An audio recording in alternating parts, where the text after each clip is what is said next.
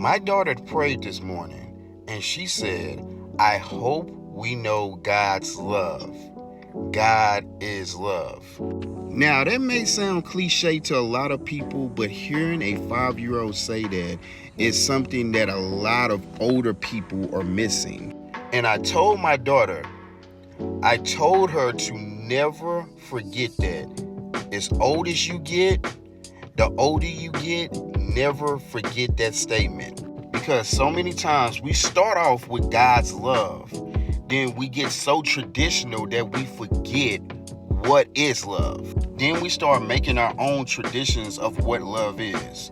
See, once you have an encounter with God's love, you actually have had a relationship, a intimacy with Him. You can know all the scriptures you want. You can study everything 1,000 times. But if you have not encountered God's love, it's pointless. You can fake Bible study, but you cannot fake an encounter with God. You can know the knowledge of God, the Greek, the Hebrew, everything, know it back and forth. But if you never encountered Him, actually seeing Him for yourself, you're missing out on a lot of stuff. God does not comprehend with logic. If that's the case, none of the stuff in the Bible will make sense. Now, we're going to go into 1 Corinthians 13 and 4. Now, this explains who God is, because God is love. Now, a lot of people, especially with the Pharisees, they have made up what love is because of the hardships and their tradition. But this explains what love is.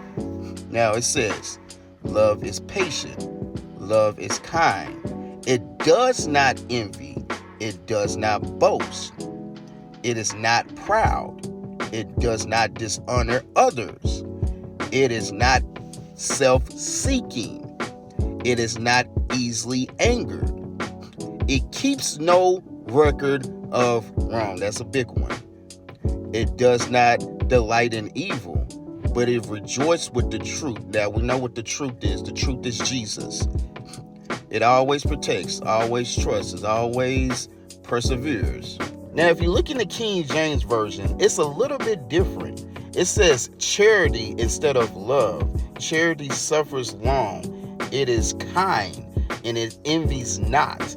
It's a little bit different. But charity, if you really break down what charity is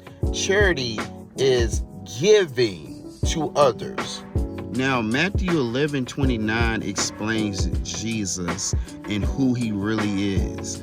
The Bible says that, take my yoke upon you and learn from me, for I am meek and lowly in heart, and ye shall find rest upon your soul.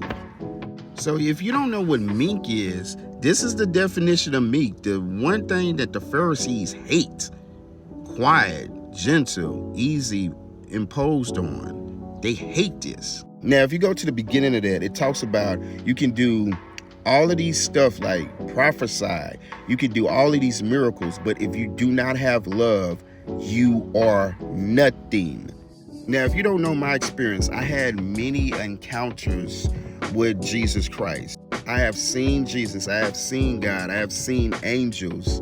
But this particular time, when I was like at the lowest point in my life, I saw God for really who He truly was and is. When I seen the angels and seen everything that was so perfect, I seen the trees talking, communicating with one another. Now, I've seen the sky that was so colorful. I've seen Jesus, the throne room of heaven, and the castles that are so big in heaven. It blew my mind how different it was from heaven versus down here on earth. Like I said before, you can fake your logic of God. Anybody can, even an atheist can know the scriptures. But you cannot fake your experience, your actual encounter with Him, your intimacy with Him, because that will open up something that you have never seen before.